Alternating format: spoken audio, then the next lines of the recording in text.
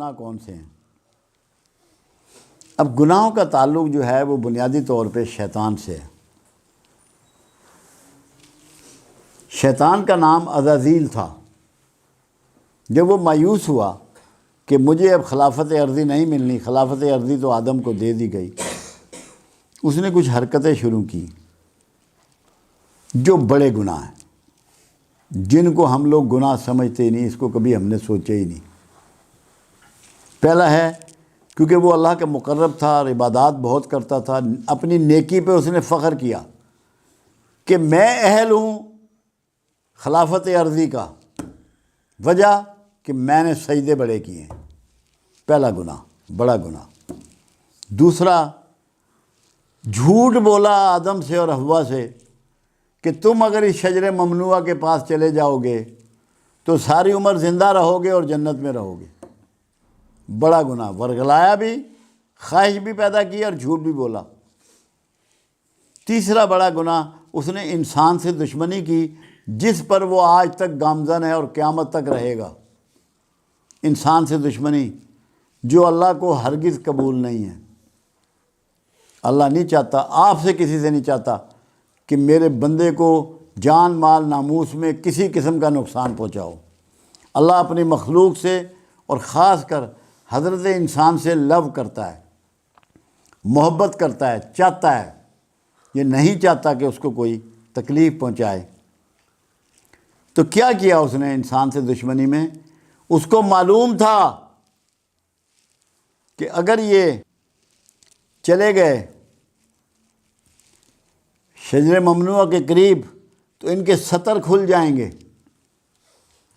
اس نے انسان کو ننگا کروا دیا۔ آج بھی وہ اسی پہ لگا ہوا ہے۔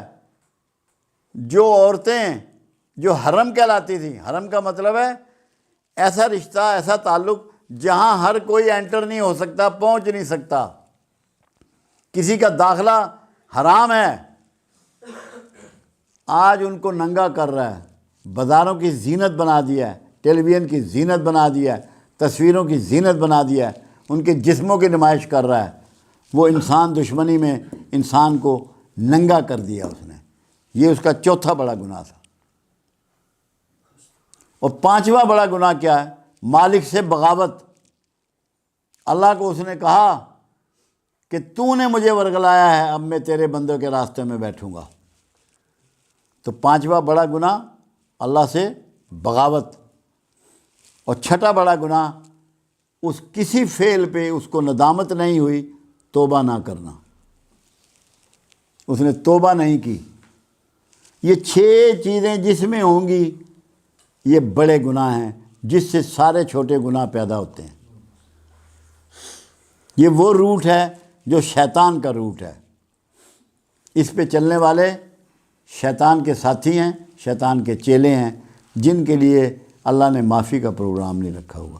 معافی اس کے لیے ہے جو آخری کیٹیگری کو بے شک پہنچ جائے، اس کو کر لے، توبہ کر لے۔ آپ دیکھیں، نافرمانی تو ہوئی کہ شجر ممنوعہ کے قریب آدم علیہ السلام اور اماں حوا چلے گئے، مگر انہوں نے کہا کہ اللہ ہم نے اپنی جانوں پہ ظلم کیا، تسلیم کر لیا، تو ان کو اللہ نے معافی کی یہ گرانٹ کی کہ پیغمبر بنا دیا۔ آپ کے لیے یہ ایڈوائز ہے کہ جو توبہ کر لے گا وہ پیغمبروں کے قریب ہو جائے گا، ان کے پیٹرن پہ ہو جائے گا اور ان کی شفاعت کا سزاوار ہو جائے گا۔ اور بھی گناہ ہیں جو بڑے گناہ ہیں۔ بغیر قصاص کے کسی کو قتل کرنا، یا تو قصاص لینا ہو، اس میں قتل کی اجازت ہے، یا حکومت باغیوں کو قتل کرتی ہے، اس کے علاوہ کسی کی جان مار دینا، وہ بھی بڑا گناہ ہے۔ شرک کرنا، اللہ کے ساتھ کسی کو شریک ٹھہرانا، اللہ کی حیثیت میں، اللہ کی شخصیت میں۔